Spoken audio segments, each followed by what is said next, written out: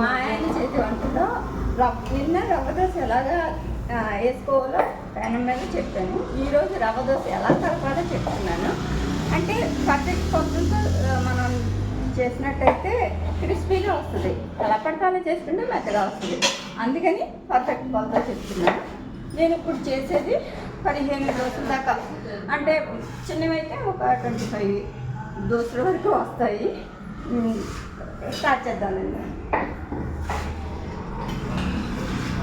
ఇక ఈ గ్లాసు కొలత అనమాట.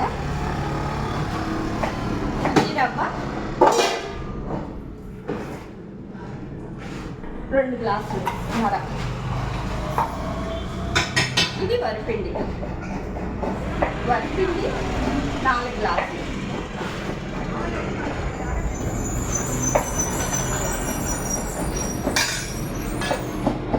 ఇది మైదా గ్లాసున్నర.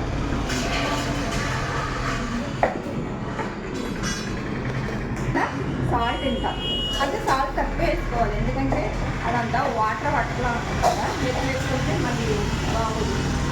ఇది సరిపోతుంది. జీలకర్ర మనకి ఎంత ఇష్టమైతే అంత వేసుకోవచ్చు. చూడండి, దీంతో ఒక 5 గ్లాసులు వాటర్.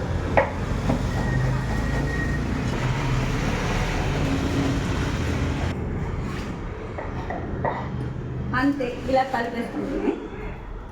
అది చిన్నవి అయితే చూడండి ఒకసారి. మనకి ఇంకా కావాలంటే క్యారెట్ తురిమి వేసుకోవచ్చు. ఫ్లేవర్ బాగుంటుంది, అంటే కొంచెం తీపి వస్తుంది. అవసరం లేదనుకుంటే వదిలేదు. ఇంకా ఒక్క 10 నిమిషాలు మరిగిన అదే 10 నిమిషాలు పక్కన పెట్టుకున్నామంటే చాలా పర్ఫెక్ట్గా వస్తుంది. అంతే, చాలా ఈజీగా అయిపోద్ది. మనం తొందరగా ఎప్పుడన్నా రెడీమేడ్గా చేసుకోవాలంటే వెంటనే చేసుకున్నా చాలా టేస్టీగా ఉంటుంది. అంతే, సబ్స్క్రైబ్ చేసి లైక్ చేయండి.